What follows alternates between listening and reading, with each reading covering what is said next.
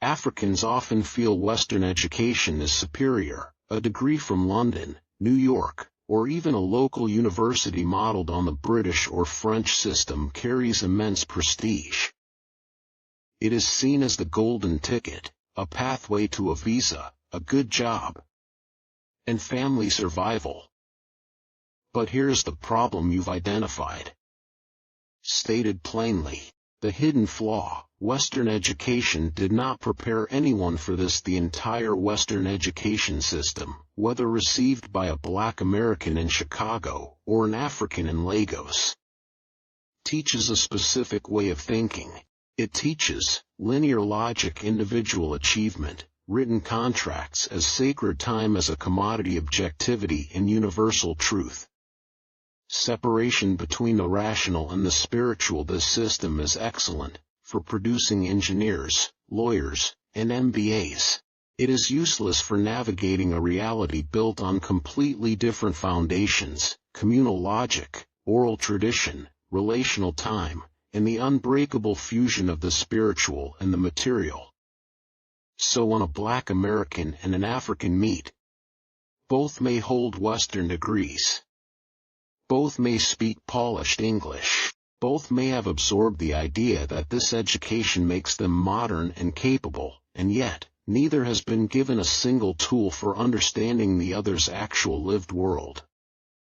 The specific collisions. Western education creates the illusion of a shared language. Western education teaches that words have fixed meanings. A contract means a contract. Trust is built on clarity and enforcement.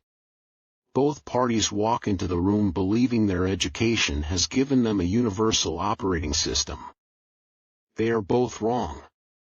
As we've explored, the words are identical, but the cultural code beneath them is completely different. Western education, by pretending to be universal, it gives both sides false confidence that they understand each other, the African who made it, and the Black American who returned. The African with a Western degree, or a degree from a Western-modeled university, has often internalized a hierarchy. The West is the source of knowledge, progress, and value. Africa is the place to escape, or the place to develop using Western tools. This African may look at the Black American and see someone who has the ultimate prize: a Western passport and a Western salary. Why would you leave that to come here? What do you want from us? The Black American, who may have returned specifically to escape Western dehumanization, looks at this African and sees someone chasing the very system that broke their spirit. They pass each other like ships in the night, one chasing the West, one fleeing it. The dismissal of indigenous knowledge. Western education often teaches, subtly or overtly, that indigenous African knowledge systems are backward, superstitious, or primitive. The African educated in this system may have learned to be ashamed of their grandmother's herbal medicine, their uncle's consultations with the ancestors, their village's communal land practices. The Black American, romanticizing Africa, may arrive and ask about exactly these things. The educated African feels exposed and defensive. You want me to show you juju? I am a modern person. I went to university. The Black American feels cheated. I came for the deep wisdom, and you are offering me a PowerPoint presentation. The education meant to uplift has actually severed the African from the very knowledge the Black American hungers for. The development mindset that kills partnership. Western education frames Africa as a problem to be solved through Western methods.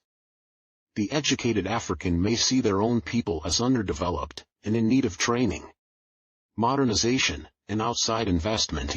The Black American, educated in the same system, often arrives with the same subconscious frame: I am here to help, to build, to uplift.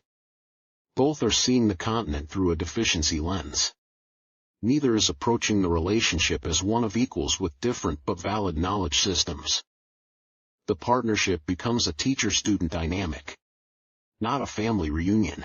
And the teacher-student dynamic is just colonialism in a friendly mask. What Western education leaves out neither the African nor the Black American was taught. That the grandmother who cannot read is a library of ecological, relational, and spiritual knowledge. That a village meeting that takes 3 days and seems to decide nothing is actually a sophisticated consensus-building technology. That a curse spoken by an elder can have more real-world enforcement power than a signed contract. That time is not money. That the ancestors are not a metaphor. They are considered active participants in daily life, until both sides unlearn the arrogance that Western education planted in them, the arrogance that says the degree makes you smarter than the elder, the contract stronger than the covenant, the clock more real than the connection. They will continue speaking the same words and missing each other entirely. The simple truth: Western education is a powerful tool. It is also a narrow one. It gave both the African and the Black American a hammer and told them everything is a nail. The work of reconnection requires putting down the hammer and learning to see that some things are soil. Some things are breath. Some things are blood. The elder who never saw a classroom may be the only one in the room who actually knows how to build a bridge between the living and the ancestors, between the returnee and the land. That curriculum does not exist in any university. We need to simply talk to each other and understand what these words, English words, mean to you and me. We need to speak each other's language to forge understanding.